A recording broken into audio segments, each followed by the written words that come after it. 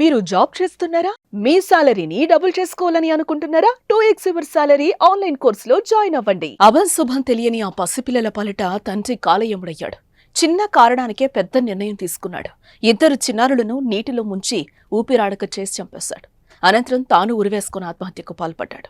ఏమైందో ఏమో కానీ అల్లారు ముద్దుగా చూసుకోవాల్సిన తండ్రే పిల్లలను నిర్దాక్షిణ్యంగా నీటిలో ముంచి ఊపిరాడకుండా చేసి హతమార్చాడు. హోలీ పండుగ పూట నెలకొన్న ఈ విషాద ఘటన స్థానికులను ఉలిక్కిపడేలా చేసింది.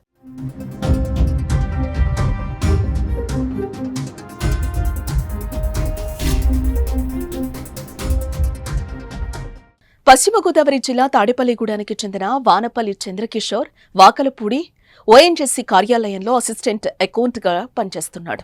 ఉద్యోగరీత్యా భార్య పిల్లలతో తోట సుబ్బారావు నగర్లోని ఓ అపార్ట్మెంట్లో నివసిస్తున్నాడు.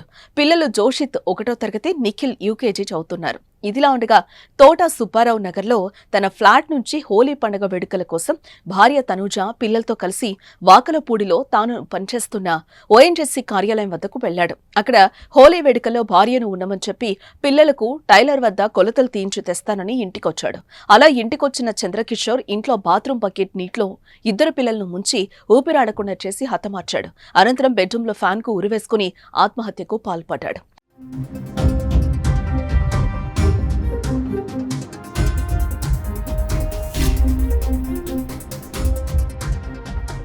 మరోవైపు ఇప్పుడే వస్తామన్న భర్త పిల్లలు రాకపోయేసరికి కంగారు పడిన భార్య ఫోన్ చేసినప్పటికీ సమాధానం రాలేదు. దీంతో ఓఎన్జీసీ కార్యాలయంలో పనిచేసే సిబ్బంది తోటా సుబ్బారావు నగర్లో చంద్రకిషోర్ ఇంటికొచ్చారు. తలుపులు బలవంతంగా తెచ్చేసరికి బెడ్రూంలో ఉరివేసుకుని చంద్రకిషోర్ కనిపించడం చూసి అంతా షాక్ అయ్యారు. మరోపక్క పిల్లలు కూడా బాత్రూముల్లో విగత జీవుల్లా కనిపించారు. దీంతో విషయం తెలుసుకున్న భార్య ఇతర కుటుంబ సభ్యులతో కలిసి అక్కడికి చేరుకుంది. తన కళ్ళెదుటే భర్త పిల్లలు శవాలుగా ఉండడం చూసి తనూజ స్పృహ కోల్పోయింది. తర్వాత తేరుకొని భర్త పిల్లలను చూసి ఆమె రోధించిన తీరు చూపరులను కలిచివేస్తుంది. మరోపక్క ఆమెను ఓదార్చడం బంధువులకు కష్టంగా మారింది.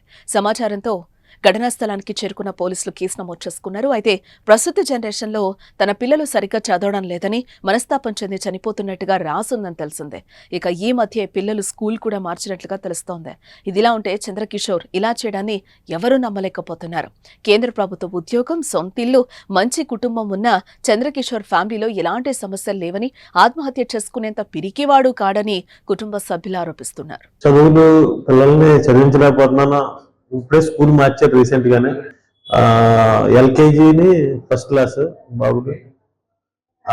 స్కూల్ మార్చడంలో ముందు సంవత్సరం కట్టిన లక్ష ఫీజు, 2 లక్షలు అంత ఫీజు. ఇప్పుడు చిన్న స్కూల్లోకి మార్చానంటే వేరే 50,000 అంత. చిన్న స్కూల్ అంటే చిన్న స్కూల్ కూడా కాదు, 50,000 స్కూల్లోకి మార్చానని తీసుకొచ్చేసి పిల్లల్ని ఇచ్చేసి ఆయన కూడా ఆత్మహత్య చేసుకున్నారు.